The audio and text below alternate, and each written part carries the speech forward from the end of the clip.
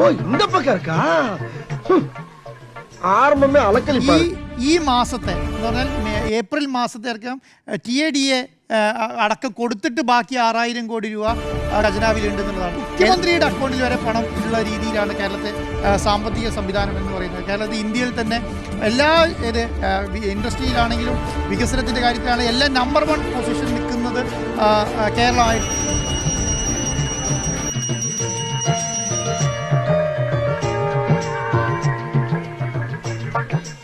அப்பனே விநாயகா, நான் வெளியே போறப்ப எந்த வினையும் எந்த வில்லங்கமும் என் எதுக்க வராம நீதான் என் கூடயே இருந்து காப்பாத்தணும். இது என் உத்தரவு. மீறினா கடுப்பாயிருவேன். என்ன கோயில காணா? என்னடா அது அதிசயம்? ஓ இந்த பக்கம் இருக்கா? ஆரம்பமே அலக்கழிப்பாரு.